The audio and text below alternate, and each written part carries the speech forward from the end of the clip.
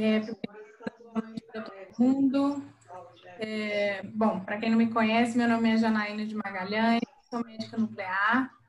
Eu sou gestora clínica e preceptora da residência médica na Clínica Núcleos. Eu sou médica nuclear militar também do Exército Brasileiro atuante no Hospital das Forças Armadas. E hoje eu vou moderar essa reunião incrível que a gente está começando aqui com um palestrante e um debatedor que eu particularmente sou fã. Então, em primeiro lugar, eu queria agradecer a todas as pessoas que estão presentes aqui, a todos os colegas, em meu nome e em nome do Núcleos, pela adesão, pela presença. A gente sabe que segunda-feira à noite é um pouquinho difícil, né? Mas estamos todos fortes aqui, firmes para aprender muito, e vai ser muito bacana essa reunião. Espero que todos possam aproveitar bastante. E meu agradecimento especial ao nosso palestrante, Dr. Cláudio Tinoco. Dr. Cláudio é cardiologista e médico nuclear, editor-in-chief, International Journal of Cardiovascular Sciences, professor da Universidade Federal Fluminense, coordenador do programa de pós-graduação em ciências cardiovasculares da mesma instituição. E também um enorme agradecimento ao colega Dr. Leandro Valim, que vai ser o nosso debatedor. Ele é cardiologista clínico e intervencionista pelo INCOR, Hospital das Clínicas da Faculdade de Medicina da Universidade de São Paulo, doutorando em cardiologia pela mesma instituição e médico da cardiologia e hemodinâmica do Hospital Brasília e Hospital Águas Claras. Então, ambos são nossos parceiros já de outros encontros e a gente espera revê-los em breve em muitos outros eventos pela frente. Só um comentário para o pessoal: as perguntas deverão ser colocadas no chat, a gente vai discutir após a aula e após o debate do Dr. Leandro. E agora eu então passo a palavra para o Dr. Cláudio Tinoco, que vai fazer a sua apresentação, e posteriormente o Dr. Leandro vai debater sobre o tema e a gente passa em seguida para as perguntas, tá bem?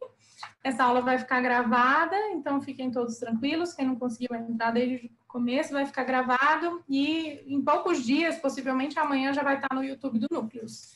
Tá bem, pessoal? Doutor Cláudio, está com o senhor. Obrigado, Janaína. Boa noite. Boa noite a todos os colegas Núcleos, o Leandro, o Davi, o Gustavo. Obrigado pelo convite. É uma alegria estar aqui mais uma vez fazendo essas atividades educacionais com vocês. Acho espetacular o que vocês têm feito de divulgar o conhecimento.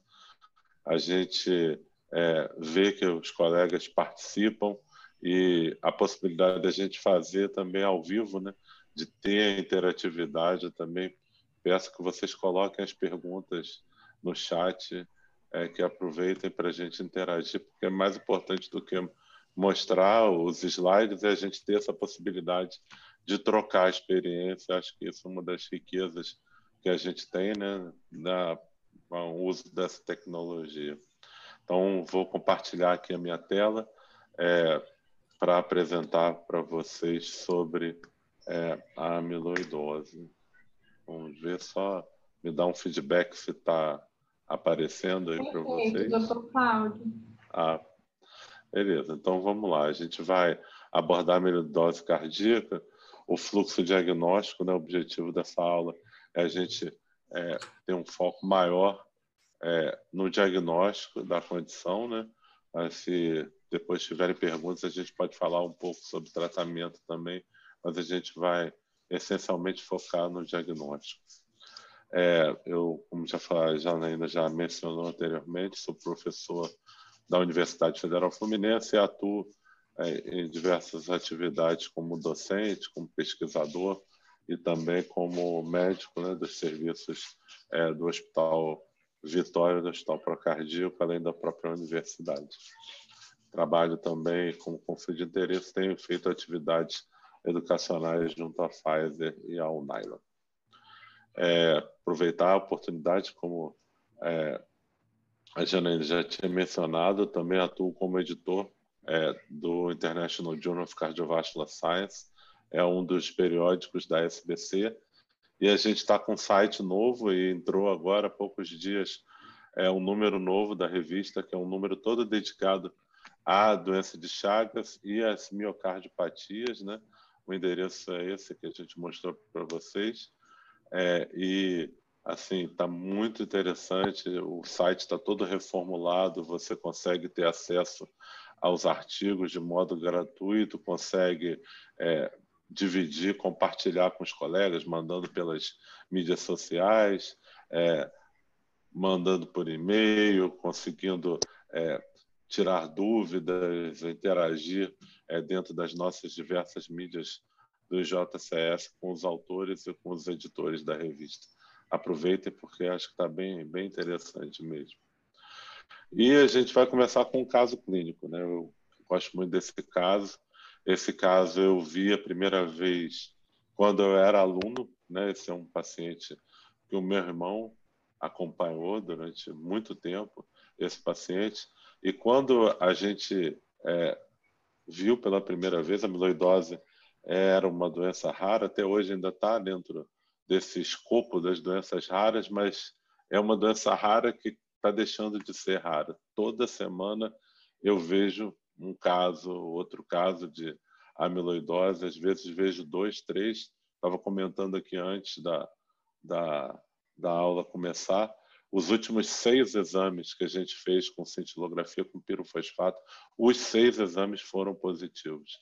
Quer dizer, a comunidade cardiológica está atenta e a gente tem uma ferramenta muito boa para dar o diagnóstico, que é a cintilografia. E nessa época, quando eu era estudante de medicina, a amiloidose era uma raridade, uma coisa assim que um cardiologista nem ouvia falar, não era raríssimo, né?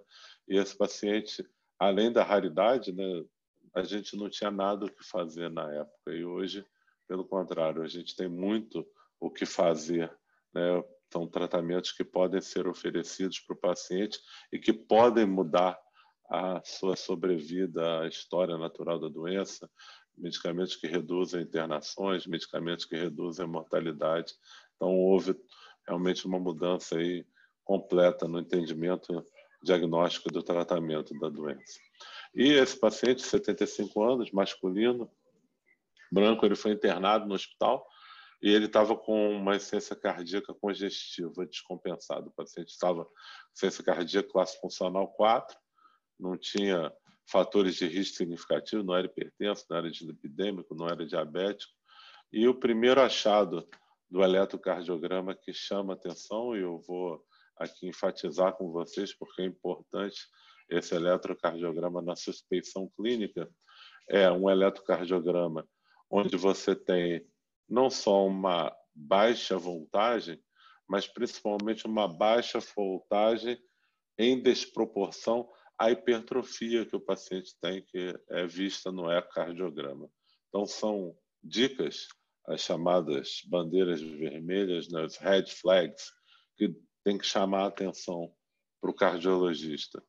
A diminuição da voltagem do eletrocardiograma, especialmente frente a um paciente com hipertrofia, o distúrbio de condução, o paciente está aqui demonstrando um bloqueio ato-ventricular completo, e o que é muito frequente, bastante frequente, e que deve ser chamado a atenção, vocês podem ver aqui, ele não tem a progressão da onda R em V1, V2, V3, né? Esse padrão, que seria como se fosse um infarto no septo, né? É chamado de padrão de pseudoinfarto, porque esse paciente ele não tem um infarto do miocárdio. O que ele vai ter é um acúmulo de uma substância, no caso uma proteína, entre as fibras do miocárdio.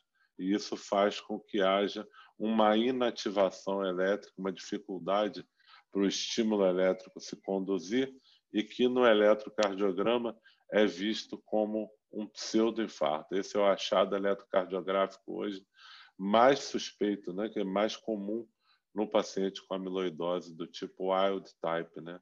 Na série espanhola foi observado em 66% dos pacientes. Então, são as dicas eletrocardiográficas. E o eco, o raio-x de tórax desse paciente mostra uma cardiomegalia, o paciente está congesto, com o raio-x mostrando a turgidez aí dos vasos pulmonares, derrame pleural, a área cardíaca aumentada. Mas vejam o ecocardiograma. O ecocardiograma chama muita atenção, uma hipertrofia importante aqui das paredes do ventrículo esquerdo, os átrios aumentados, né? A gente vê aqui o tamanho do átrio, o tamanho do ventrículo com a cavidade pequena, e a hipergranulação, né? Muitas granulações no septo. E esse paciente foi encaminhado para uma cintilografia com pirofosfato. Esse exame ele deve ter, né, não sei, muito tempo, né? mais de 20 anos que foi feito. E nessa época se sabia que a cintilografia com pirofosfato podia dar positivo em pacientes com amiloidose, mas a gente não tinha o conhecimento que tem hoje, que a gente sabe que dentro do contexto que a gente vai explicar para vocês, esse exame ele substitui uma biópsia cardíaca e dá um diagnóstico de uma forma específica de amiloidose, que é a amiloidose por transtirretina. Então, a captação ela foi dita aqui de 2 cruzes, porque ela é da mesma intensidade das costelas, e aqui a imagem tomográfica, né, que a gente parece aqui uma perfusão miocárdica, parece um exame com MIB, né? Você vê o septo, parede anterior, parede lateral, parede inferior, só que isso não é uma perfusão miocárdica, é o depósito do pirofosfato em todo o miocárdio, né? Um achado muito importante, a gente também vai enfatizar com vocês a presença da captação na parede do coração e não no blood pool, que é uma das causas de falso positivo para essa cintilografia, e a gente tem que sempre fazer hoje o SPECT, porque é fundamental para o diagnóstico. Então, a gente vai falar sobre a amiloidose cardíaca. Então, a amiloidose é uma doença decorrente do depósito de proteínas nos tecidos, e essa forma específica, que é a amiloidose cardíaca, você vai ter a deposição da proteína no miocárdio. E como ela vai se depositar no miocárdio, isso vai fazer com que o miocárdio fundamentalmente tenha dificuldade de se relaxar. A principal forma de apresentação dessa doença é como uma insuficiência cardíaca diastólica, déficit de relaxamento, uma insuficiência cardíaca com fração de ejeção preservada. Hoje os estudos mostram, também a série espanhola foi a primeira a mostrar, que 13 a 16% dos pacientes internados com insuficiência cardíaca com fração de ejeção preservada têm a amiloidose como a doença de base, né? Então, hoje o cardiologista ele tem que estar atento para a investigação desses pacientes. E existem outras doenças que também são hoje chamadas fenocópias da amiloidose. A estenose aórtica, o estudo Unveil, uma série europeia, mostrou 16% dos pacientes com estenose aórtica grave, principalmente o fenótipo low flow, low gradient, ele muito frequentemente, né, 16% dos casos, tem amiloidose por transtirretina, e dos pacientes com cardiomiopatia hipertrófica, que tem aí muitos pacientes, desses 5% dos pacientes, eles têm, na verdade, miocardiopatia por depósito amiloide, né? Então, hoje o cardiologista tem que ficar atento que a amiloidose ela simula várias das condições clínicas, e nesse paciente é um paciente que tem o fenótipo de uma insuficiência cardíaca com fração de ejeção preservada, e o que chama a atenção nele é a hipertrofia ventricular, com insuficiência cardíaca classe funcional 4, e um paciente com o eletrocardiograma com amplitude diminuída. Nada disso a gente tinha esse conhecimento há 20 anos atrás, mas já se sabia que a cintilografia dava positivo nos pacientes com amiloidose. E das formas de amiloidose, a gente tem a amiloidose por cadeias leves, é a mais frequente, é uma doença hematológica. Essas cadeias leves fazem parte, né, das imunoglobulinas, né? Tem a cadeia leve e a cadeia pesada. E a segunda forma de amiloidose é a amiloidose por transtirretina, que é dividida em 2 tipos, né? A wild type, que é a antiga chamada amiloidose senil, e a amiloidose por transtirretina do tipo hereditária, em que há uma mutação que causa uma alteração da proteína na transtirretina que leva ao depósito das proteínas modificadas no coração, né? Elas vão formar fibrilas e vão se depositar. Juntas, a amiloidose por transtirretina, a amiloidose por cadeia leves, vão responder por mais de 95% das amiloidoses cardíacas. Então, o cardiologista, frente a um paciente que ele suspeita de amiloidose, ele tem que pensar nessas duas condições e, fundamentalmente, descartar uma da outra, porque a amiloidose do tipo AL, ela é hoje considerada uma emergência médica. Por quê? Porque os estudos mostram que se você tem um atraso de mais de um mês para você estabelecer o diagnóstico de amiloidose por tipo AL, você já tem impacto na mortalidade do paciente com o atraso do tratamento, que é fundamentalmente quimioterapia.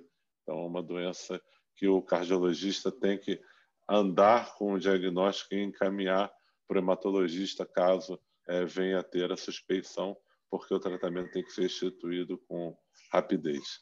E as outras amiloidoses, elas são raras, né? Eu já vi algumas delas.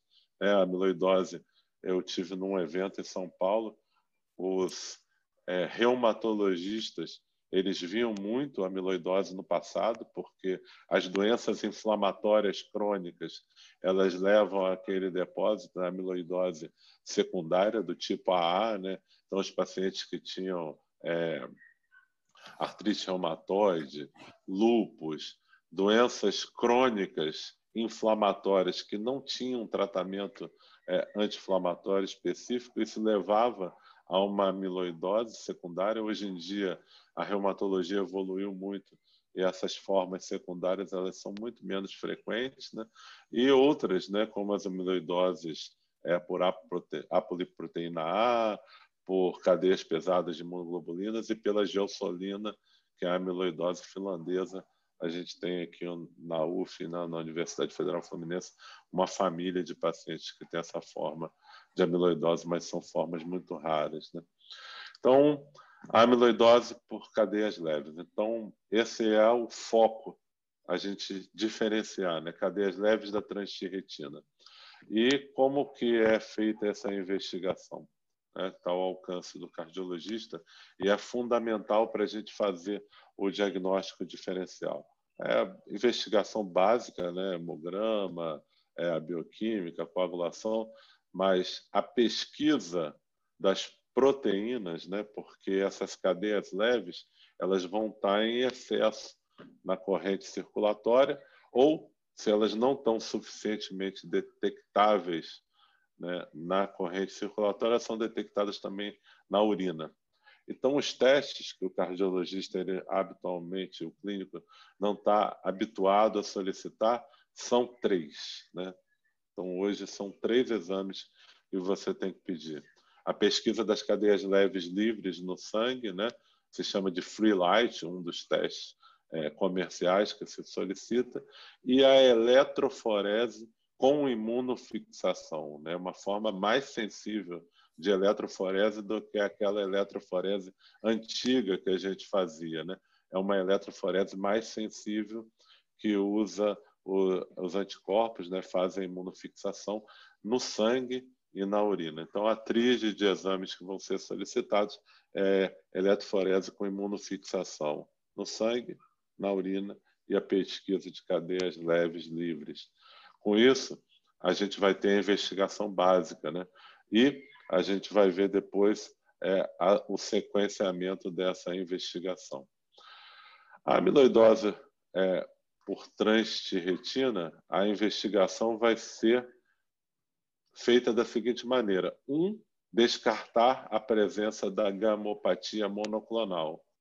Uma vez que a gente descarta e tem a suspeita clínica, o exame seguinte é a pesquisa com a cintilografia com pirofosfato, né? Então, essa proteína, a transtirretina, ela é produzida no fígado e, uma vez que ela é produzida, ela tem um tetrâmero, né? E ela, por uma anormalidade na estabilização da proteína ou uma mutação, essas componentes, né, esses monômeros eles vão se separar e vão sofrer modificações alostéricas que vão formar fibrilas, né? Essas fibrilas amiloides que vão se depositar nos tecidos e no coração. Então, a gente vai identificar a presença dessa fibrila amiloide derivada da transtirretina através de um exame, que é a cintilografia, que a gente vai falar um pouco para vocês. Então, o primeiro e fundamental estudo do Gilmore e colaboradores, que fez assim, a revolução do que a gente está vendo hoje em dia, foi publicado em 2016 na Circulation, e que ele propôs esse algoritmo, em que um paciente que a gente tem suspeita clínica por insuficiência cardíaca, por síncope, por bradiarritmia, em que o eco ou a ressonância são suspeitos de amiloidose, né? Então, o que é um eco que a gente tem suspeita de amiloidose? Uma hipertrofia. O paciente tem no ecocardiograma o strain, não é, que é a pesquisa da deformação do miocárdio, né?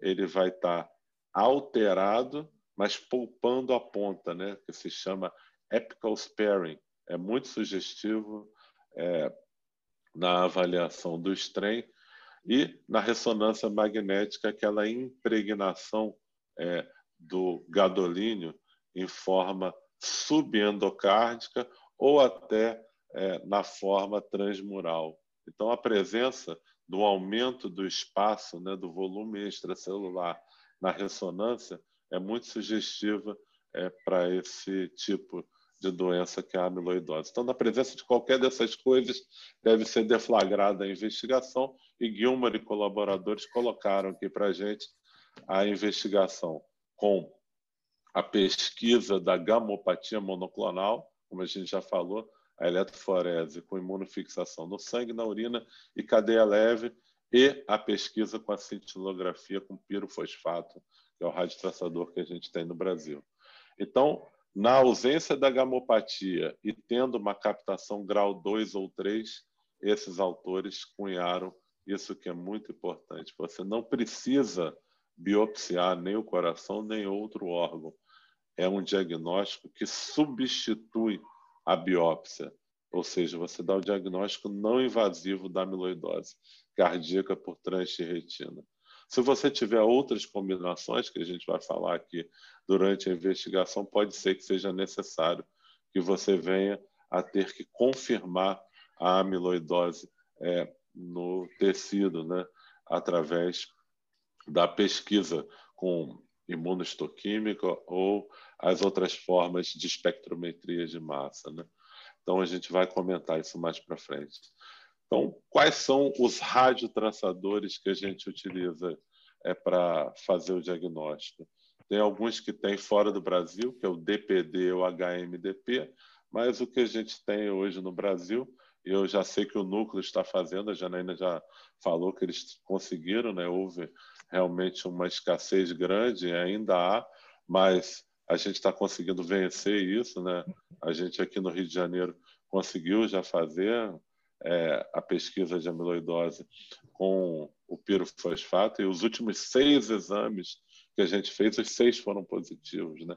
Mostrando que a doença talvez não seja tão rara quanto se pensava. O pirofosfato, ele é um derivado do fósforo, né? O fosfato que se liga com cálcio, e parece que é o cálcio que ele está presente aí no depósito amiloide que vai permitir essa ligação. Seriam microcalcificações, seriam instabilidades locais que fazem com que o cálcio fique fixado e a gente tenha aí a captação do pirofosfato. Já está bem definido, eu sei que tem vários colegas aí da área de imagem, eu saúdo todos eles, os colegas médicos nucleares, alegria vê-los aqui, eu vejo alguns aqui, Filadelfo, vi o Emerson também, entre muitos outros aí, tem todos a minha saudação, alegria tê-los aqui. A gente tem hoje já um protocolo bem definido, a SBMN já publicou, está no seu site o protocolo, mas eles estão bem condensados nesse documento da Sociedade de Cardiologia da América do Norte, a ASNIC, que é bastante parecido com o nosso, que recomenda que a imagem com pirofosfato sejam feitas 2 imagens, né, de 1 hora e de 3 horas, e no período entre uma e a outra imagem seja feito um SPECT. A quantificação é muito importante e existem 2 formas de quantificar o exame. Uma é comparando a captação com a captação nas costelas, né? Então, a gente vai quantificar, chamado score de Perugini, em grau 0, 1, 2 e 3. Quando a captação é igual à das costelas, é 2, ou é mais intensa que a das costelas, grau 3, você tem um exame inequívoco. Ouviu? Acho que tem algum microfone aberto. Eu estou numa live. Se os colegas puderem Estou agora, 19 fechar. horas. Obrigado. Então, a gente tem a captação como positivo. E na imagem de 1 hora, existe uma outra forma de você quantificar, que é você fazer uma região de interesse no coração e ver a quantidade de contagens por pixel nessa região e dividir pela contagem por pixels no pulmão contralateralmente. Quando a contagem é acima de 1,5, né, maior do que 1,5, né, isso é também considerado positivo. Todos os 2 critérios têm uma sensibilidade de mais de 90%, mas é fundamental que no SPECT não tenha um padrão de blood pool, que é a presença do radiotraçador no sangue, na corrente circulatória. A gente tem que confirmar essa captação no miocárdio, né? Então, a imagem de SPECT, acabou de sair um artigo essa semana no JACC, uma série imensa aí de um grupo norte-americano, mostrando que na captação grau 2 é crucial o SPECT, né? Você teria aí em torno de 20% a 30% dos exames que podem ser falsos positivos sem você fazer a técnica tomográfica. Então, é fundamental a adequação do exame e que ele seja feito com a técnica adequada, né? Então, a gente vê aqui um paciente que tem uma captação de grau 2, né? A gente vê intensidade aqui igual ao da costela, mas quando a gente faz a imagem, aqui é um SPECT-CT, né? Ainda facilita mais, a gente consegue ver o contorno ali da silhueta cardíaca. Não é uma captação no miocárdio, isso é um falso positivo e deve ser considerado como um exame negativo. Nesse artigo, que eu considero o melhor artigo sobre amiloidose com relação à parte do diagnóstico, do fluxo diagnóstico, o artigo de Hanna, publicado no JACC esse ano, em junho, ele lista aqui 6 causas de falso positivo para a cintilografia que a gente tem que estar atento. A principal causa de falso positivo é a amiloidose da forma AL, ou seja, a amiloidose por cadeias leves. Por isso que é tão importante que se exclua a amiloidose por cadeias leves quando a gente faz a investigação da gamopatia monoclonal. Por isso que a gente tendo a free light negativo, a eletroforese com imunofixação do sangue e da urina negativo, a gente tem muita certeza quando a gente dá um exame com diagnóstico. Você pode bater o martelo.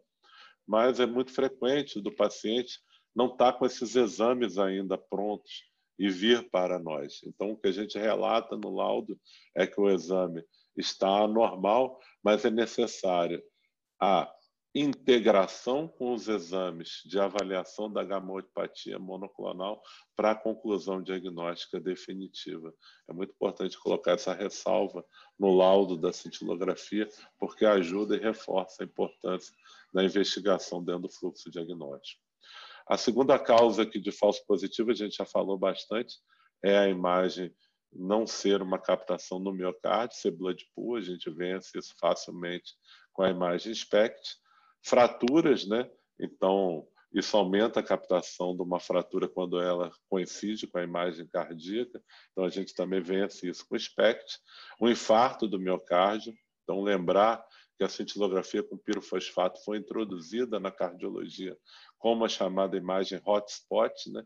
Quando as enzimas, troponina, eram difíceis quer dizer, não tinha, né? Se dava o diagnóstico com transaminase do infarto do miocárdio, com CK, CKMB, tinha muitas dúvidas às vezes.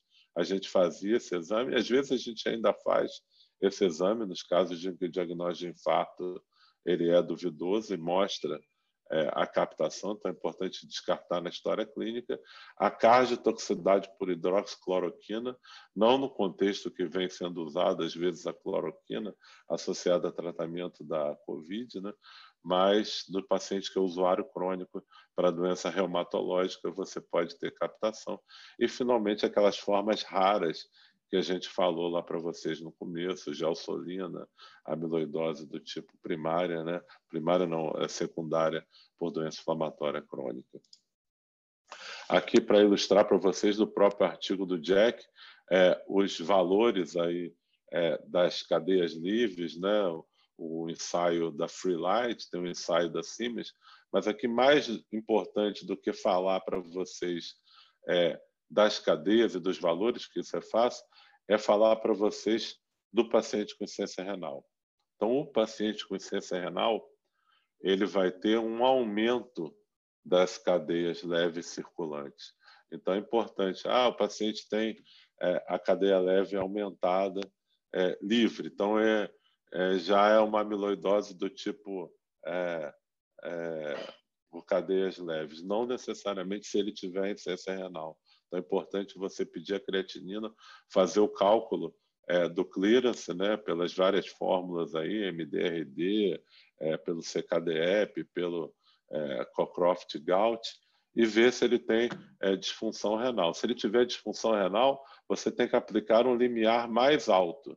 Por quê? Porque há uma dificuldade de excreção dessas cadeias leves e você pode dar um falso positivo. Como também existem, principalmente nas pessoas acima dos 80 anos de idade, um certo número de pessoas que têm a gamopatia monoclonal de significado incerto, em que ela tem esse pico monoclonal, mas não é a amiloidose por cadeia leve.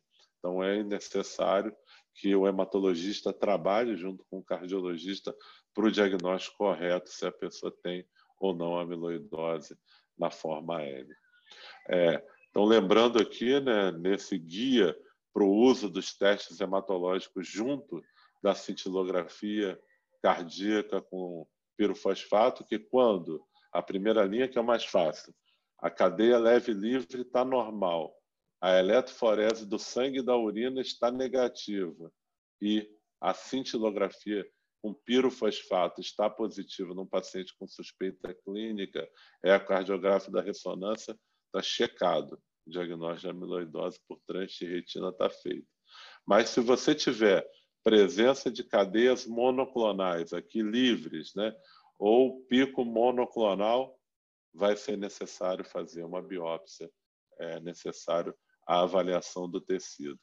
Se você tiver não uma cadeia aumentada, mas a relação entre o kappa e o lambda anormal num paciente com a função renal normal, também vai ser necessária a biópsia.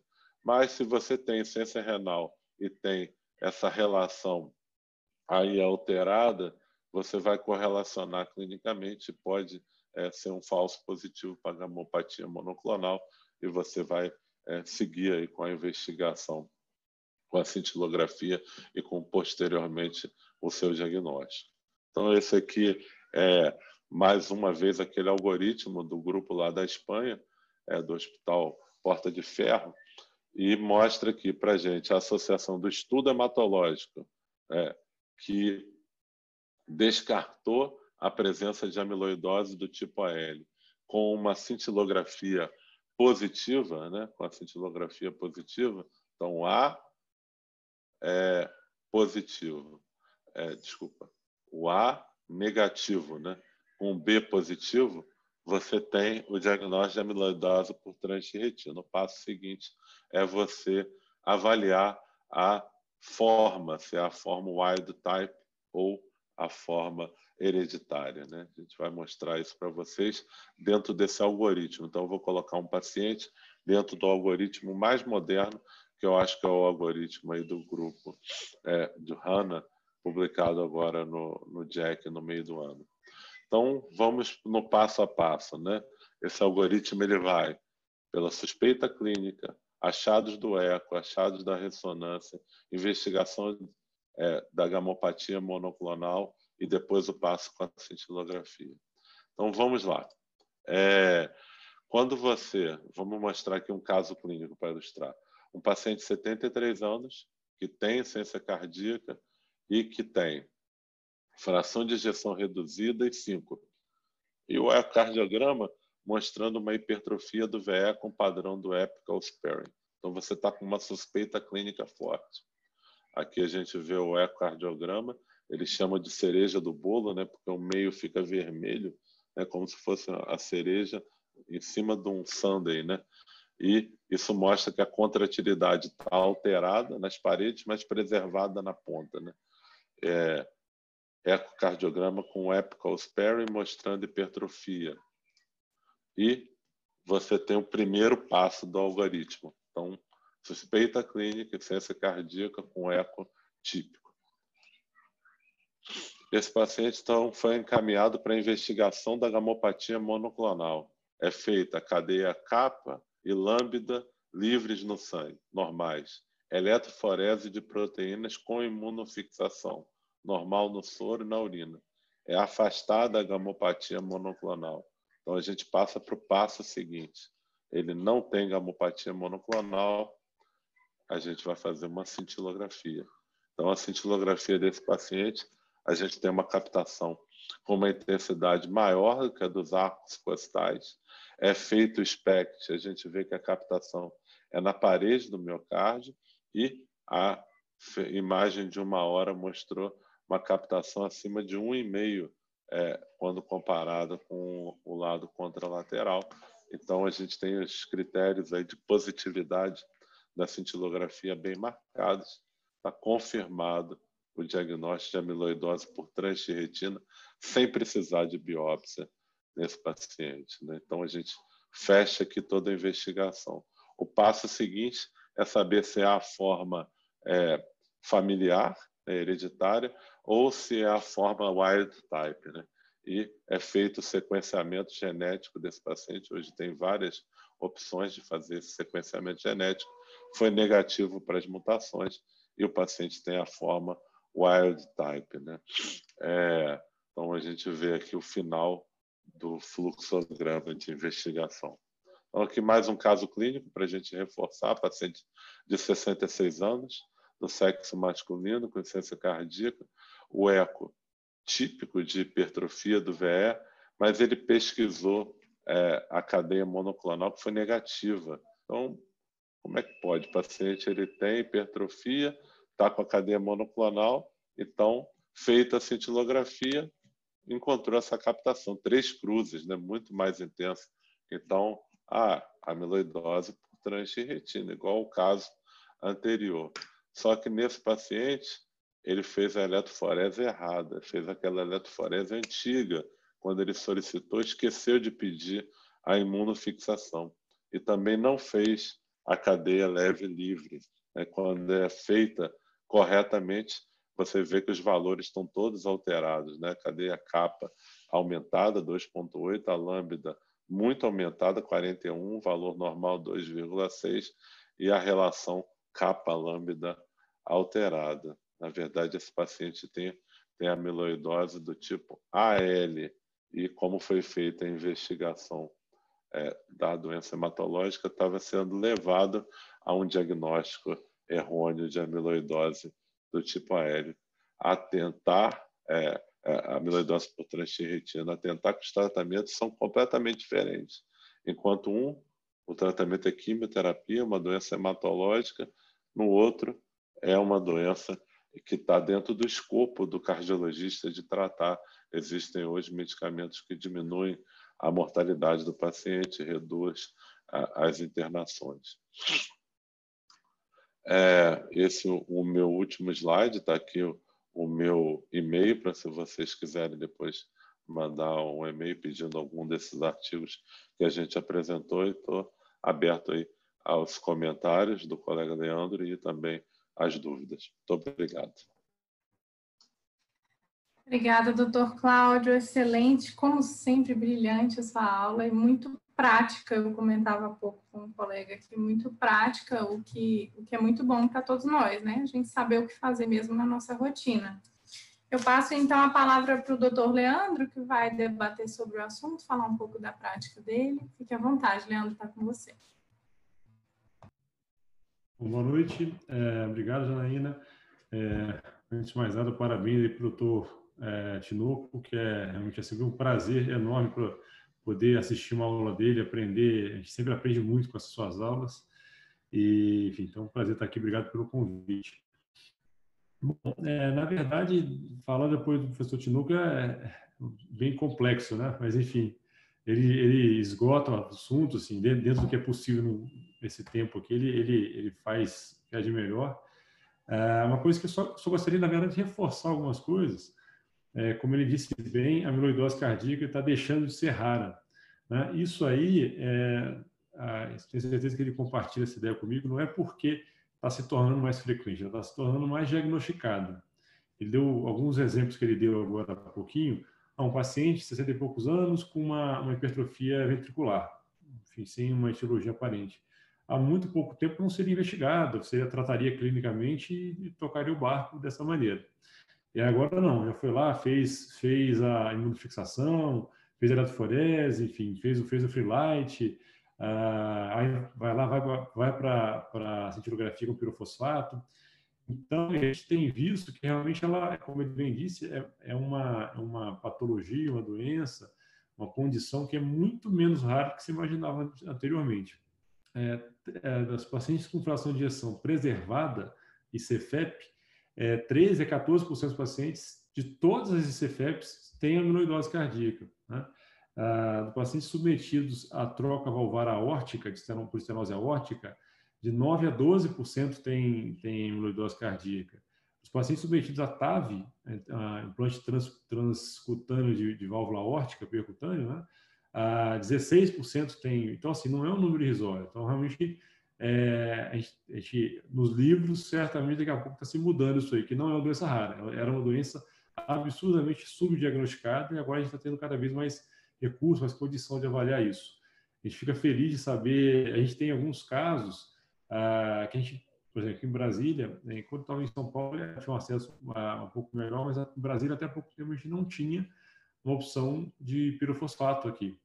E aí agora estou sabendo que não muito tempo, mas enfim, mas em tempo hábil, a gente está tendo agora com a Núcleos à disposição pirofosfato, então ajudou demais. A gente tem alguns pacientes, isso aí muda completamente o tratamento, pode ajudar de maneira importante isso aí, principalmente quando os exames laboratoriais, de pesquisa de hemofixação, eventualmente não fecham o diagnóstico, fica naquela dúvida se a doença é hematológica, mais para o AL, em relação à TTR, ou se não é nem a TTR, descartou-se a AL, está na dúvida de a TTR, mas, enfim, pode ser algum outro fenótipo parecido, que acaba não precisando de tratamento específico também. Então é isso. Eu queria fazer uma pergunta para o professor Tinoco sobre a cintilografia do fosfato. Quando assim, não tem um pico monoclonal, você vai e faz a cintilografia e dá o grau 0, a princípio você está afastando ali uma amiloidose, não é isso? E o grau 1, a princípio você faria uma biópsia endomiocárdica. Então eu queria só que o senhor falasse um pouco mais sobre isso, sobre a conduta a partir do momento que afastou-se o pico monoclonal, fez o pirofosfato e deu o grau 1, que é um valor ali meio em cima da trave. Vendo. Obrigado pelos seus comentários, realmente ficou lisonjeado e a sua colocação é muito pertinente. Então, do mesmo modo que você consegue dar o diagnóstico sem biópsia, as formas iniciais de amiloidose por transferritina, elas podem ter captação de uma cruz, e se você está com a suspeita clínica, você deve fazer a biópsia. E aí, a biópsia deve ser dos órgãos que estão afetados. Se você só tem o coração, você vai ter que fazer biópsia endomiocárdica. Mas, às vezes, você tem outros órgãos que estão afetados, que podem ser biopsiados, né? Você tem a possibilidade, às vezes, o paciente, por exemplo, que é muito comum na amiloidose wild type, né? Ter feito cirurgia de túnel do carpo. Você pode analisar ali o fragmento, pedir para analisar, caso tenha ainda esse fragmento guardado da histopatologia. Tem gente que faz biópsia aqui da glândula salivar, né, na face interna da bochecha, mas a biópsia endomiocárdica deve ser feita quando ele é o único órgão que está apresentando anormalidade. Hoje é um procedimento bem mais simples de ser feito, né? E você vai não só dar o diagnóstico de amiloidose, mas vai ser necessário também ver se a proteína que está presente ali é a transtirretina. É necessário que seja feita a imunohistoquímica, né, pesquisando a TTR, cadeia leve, o tipo de proteína que está depositado. E, em alguns casos, quando há dúvida, né, às vezes reage para mais de um, né, você tem que recorrer ao que é chamado hoje padrão ouro para avaliação do tecido, que é a espectrometria de massa. Eu sei que o grupo do INCOR está fazendo, né, o Fábio Fernandes está fazendo lá em São Paulo, mas muitas das vezes os laboratórios privados, né, eles mandam até para fora do país para fazer essa análise, porque não é um exame tão disponível aqui no Brasil, né? Uma outra coisa que é importante falar é que a fibrila, você tem dois tipos, né? Então, a TTR ela pode formar a fibrila do tipo A ou a do tipo B. Então, existe um grupo de pacientes que têm amiloidose por transtirretina que não capta no coração, né? O grupo português mostrou, é um grupo raro. Então, assim, o exame é sensível, mas ele não descarta. Caso não capte, não quer dizer que o paciente não tem amiloidose por transtirretina. Como você falou, se você tem uma suspeição clínica grande de amiloidose, descartei a monoclonal, descartei com a cintila. Mesmo assim, pode ser que o paciente tenha amiloidose e a biópsia está aí em todos os algoritmos, né? Do próprio Hanna fala isso, deve ser feito quando a suspeição clínica é forte, né? Então, muito boa a sua colocação e a sua pergunta. Obrigado. Doutor Cláudio, eu também tenho duas perguntas para fazer, uma para o senhor e outra para o Leandro, para ver se o pessoal anima de fazer mais perguntas. A gente já tem mais uma que eu vou repassar e vamos ver se o pessoal anima de fazer mais perguntas aí. Vergonha, pessoal. A primeira eu faço para o doutor Cláudio. Doutor, o que acontece é que a gente vê que, obviamente, a morbidade desses testes não invasivos é muito menor do que a biópsia, né, que é invasiva. E a gente espera que isso faça com que esses testes sejam empregados em maior número de pacientes, inclusive aqueles pacientes que vão entrando com probabilidade pré-teste menor, né? Aqueles pacientes que vão chegar com achados discretos, essas insuficiências cardíacas, igual o Leandro falou, que inicialmente não seriam investigadas, algumas hipertrofias discretas de VE, enfim. Eu queria saber o que o senhor acha desse aumento desses, provavelmente, o aumento desses exames em pacientes com probabilidade pré-teste, se isso traria maior número de falsos positivos, se traria redução da acurácia diagnóstica. Eu queria ver sua opinião sobre isso.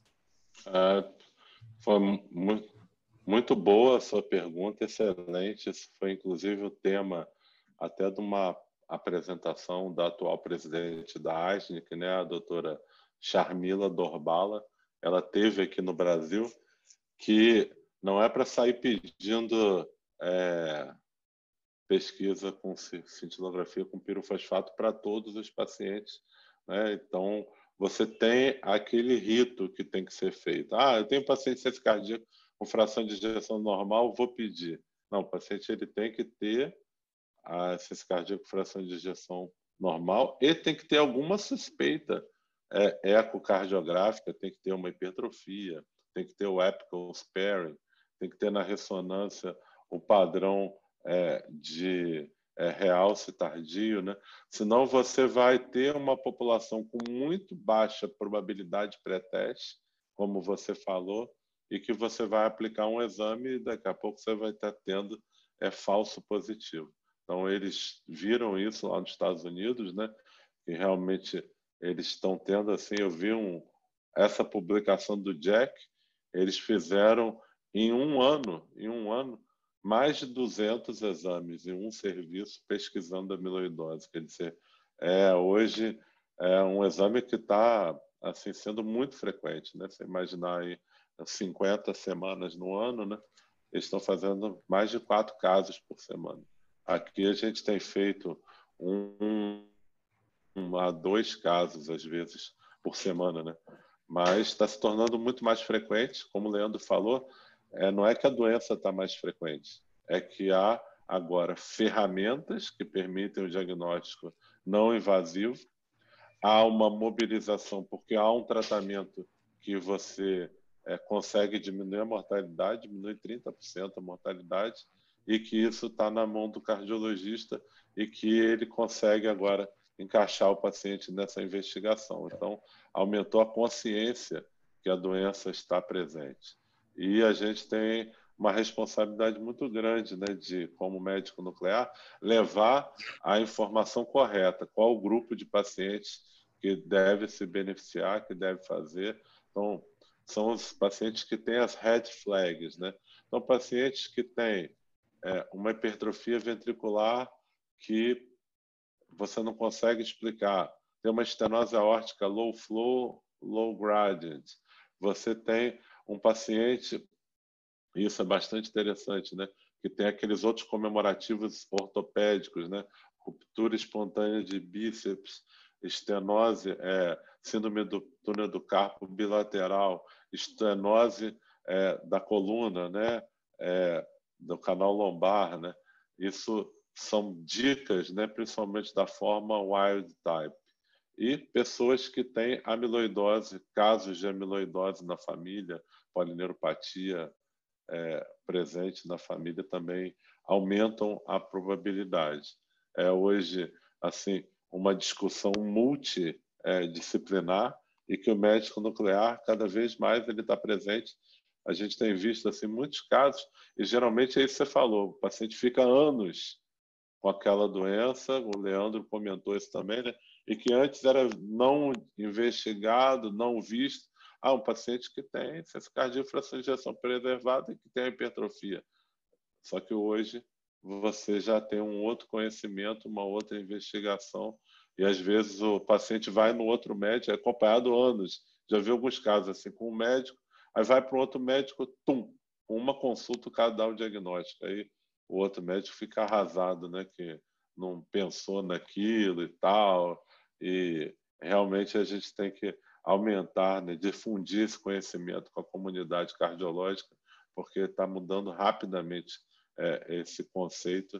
Eu acho que as atividades como essa, como núcleos, ajudam bastante. Eu também tomei a liberdade, teve um colega que pediu o protocolo de aquisição, uma coisa bem técnica, eu coloquei aí no chat o link aí para o documento da Sociedade Brasileira de Medicina Nuclear, que tem o protocolo para isso. Maravilha, doutor Cláudio. Era meu próximo comentário justamente dizer que cabe a nós também difundir esse conhecimento, né? Nada melhor do que a maneira como a gente está fazendo aqui hoje, com médicos nucleares, com cardiologistas e com outros colegas também, inclusive de equipes multidisciplinares. A pergunta que estava no chat, então, acho que o senhor já respondeu, né? Foi citado também durante a aula sobre os protocolos. Eu só destacaria aqui a importância que os artigos têm trazido sobre as imagens, não só as precoces, né, de 1 hora, mas a gente fazer a imagem ali de 3 horas, e de, sempre que possível, ter o SPECT, e um dos artigos que o senhor citou, esse de junho que saiu esse ano, fala inclusive sobre fazer o SPECT em todos os casos que seja positivo, de 1 a 3. Porque a gente pode justamente tentar diferenciar, trazer algum artefato, essas coisas que o senhor já citou como os falsos positivos, né? E a pergunta que eu queria fazer para o Leandro é uma coisa mais prática. Como a gente viu, a gente fica muito no escuro quando chega um pedido para a gente de cintilografia com pirofosfato, para avaliar se tem amiloidose cardíaca ou não, e o paciente vem zerado de exame. Então, não vem com a eletroforese, com a imunofixação, ou vem com uma parte, não vem com a outra, ou vem só com a pesquisa de cadeia leve, mas não faz a outra parte. Eu vi artigos que falam, inclusive, sobre protocolos que algumas clínicas de imagem criaram, assim, no sentido de, chegou o pedido, vou agendar o exame, vale a pena eu já solicitar ou já ver se o paciente tem, ou talvez já contactar o colega para falar, aproveita nesse período e já solicita toda essa parte da pesquisa de gamopatia monoclonal. A minha pergunta é essa para você, como é que você acha que está a disponibilidade hoje desses exames com laboratórios e tal, se tem sido tranquilo solicitar, se os pacientes têm conseguido fazer, e o que você acha disso, acha que é legal ter esse contato com o colega, ou não, a gente faz o exame e coloca no laudo para investigar as outras coisas, o que você acha? Janaína, excelente pergunta, de cunho bem prático mesmo. Eu, como cardiologista clínico, eu simplesmente gosto demais, adoro quando alguém de uma clínica, de um serviço entra em contato para discutir esse tipo de coisa, discutir o caso. Está dando para ver que não é um local que está fazendo só uma tocação de serviço, está realmente preocupado em fechar o diagnóstico. Porque, eventualmente, então eu gostaria disso, daquilo, enfim, sugerimos tal e tal exame, e aí você dá a oportunidade do colega e, eventualmente, alguns colegas que, como não é ainda, não é de conhecimento muita gente, às vezes o colega não tem o conhecimento necessário, então ele pede ali no exame, com a menor das intenções, avaliação de pico monoclonal, ponto. E aí o doutor Tinoco mostrou muito bem que não é bem por aí, né? Depende da técnica, se é com imunofixação, se não é, enfim. Então, não é um só, você tem que fazer os 3 exames, o protocolo que você faça os 3 exames, né? Avaliação de proteína, imunofixação de proteína sérica, urinária, e o free light. Então, assim, ter essa conversa com vocês, assim, eu sei bem que você, na nossa prática diária aí, você realmente é espetacular. Vivo aí elogiando o Gustavo, que você faz realmente esse contato, liga, discute, o resultado deu isso, daquilo. Então, assim, é importante conscientizar para os colegas que quanto mais informações colocar no pedido, melhor não só para a equipe da radiologia que vai avaliar, mas também melhor para o paciente, melhor para você. Você corre menos risco de perder o diagnóstico, de fazer um diagnóstico errado. Até para complementar o que o doutor Tinoco falou também, sobre a questão do ATTR, principalmente a mutante, são vários genótipos diferentes, várias mutações diferentes. Então, a apresentação de cada uma delas varia muito. Então, a partir daí, você pode ter, inclusive, variações que não são flagradas, ou tem uma chance menor de serem flagradas a partir do pirofosfato. Então, a gente levar essa informação à equipe da radiologia, para mim, é fundamental. Exato. O pedido para a gente é o que a gente tem, né? O que a gente recebe de vocês é isso. Antes de entrar nesse contato, que a gente procura fazer sempre que possível, e principalmente com vocês que são nossos parceiros, e a gente espera ter cada vez mais. Mas isso faz toda a diferença, porque às vezes no pedido vem só um CID, ou às vezes nem vem um CID, vem só o pedido do exame. Então, quanto mais puder detalhar para a gente, melhor. Bom, acho que é isso, na ausência de novas perguntas. Mais uma vez, eu relembro que se alguém quiser fazer mais alguma pergunta, o e-mail do Dr. Cláudio disponibilizou, o meu contato e o do Leandro, a gente disponibiliza também facilmente para quem quiser contactar. Essa aula vai ficar gravada no YouTube do Núcleos, então provavelmente amanhã. E eu queria, mais uma vez, agradecer pela presença dos palestrantes, dizer mais uma vez que eu sou fã e estou super feliz com o resultado dessa reunião. E agradecer a presença de todos os colegas, de todo mundo que esteve aqui presente, que dedicou um pouquinho do seu tempo para aprender sobre a amiloidose. Muito obrigada, boa noite. Janaína, eu gostaria de falar umas palavras finais aqui, rápidas. Desculpa aí, só para aproveitar o movimento, aproveitar o professor Tinoco. Os colegas que às vezes não têm tanto contato, enfim, a amiloidose, ela é, então, assim, como ficou bem claro, que é muito mais frequente do que você imagina, e tem um impacto de mortalidade, morbidade muito grande. Então, o diagnóstico é fundamental. Às vezes as pessoas dizem, mas amiloidose, vou fazer diagnóstico, o que eu vou fazer com isso? O tratamento, às vezes, é muito caro, enfim, é impagável. Depende muito do tipo de tratamento. A mortalidade, realmente, dependendo da situação, pode ser muito alta. Pacientes que com amiloidose tipo AL, que tem um diagnóstico, a partir do momento que ele tem insuficiência cardíaca, a chance de mortalidade é muito grande em meses, 4 ou 6 meses. E se você faz o diagnóstico precoce, principalmente antes de fazer insuficiência cardíaca, você tem uma chance de resgatar esse paciente com a quimioterapia, como o professor Tinoco disse bem, né?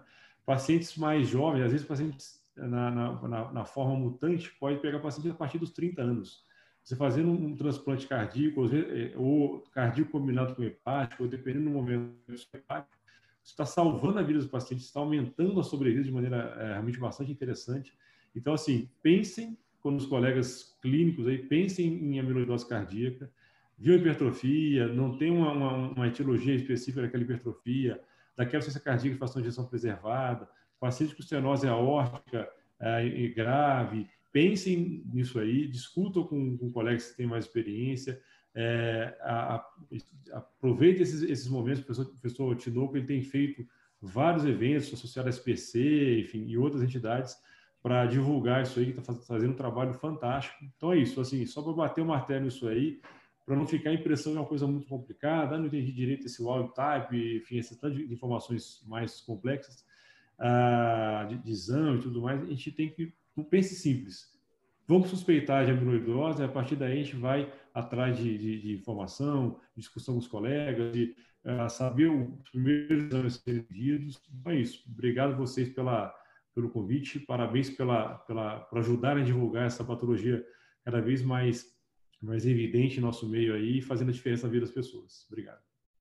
Obrigado, Leandro. Obrigado, Janaína. Também queria falar as palavras por favor, finais, já que o Leandro falou também, para agradecer pela oportunidade, para registrar a presença aqui de vários colegas e também registrar a presença do Jair Mengatti, que é um parceiro, uma das pessoas assim que a medicina nuclear brasileira deve muito a ele, né? Eu sei de quanto que ele fez e quanto que ele faz, e dizer que eu tenho a notícia aí que o IPEM vai voltar, né? Já é oficial, a fornecer o pirofosfato a partir do mês que vem. Esforço imenso aí de todos, Efraim, dele, do Wilson, toda a equipe. Eu sou assim, falo aqui de peito aberto, sou um fã do IPEM. Acho que eles fazem um milagre frente a todas as dificuldades. Fizeram a medicina nuclear chegar onde a gente está, e esse mês agora do Novembro Azul fizeram o actínio marcado com PSMA no Brasil, uma coisa que era um sonho. Eles estão fazendo aí das tripas coração para a coisa acontecer.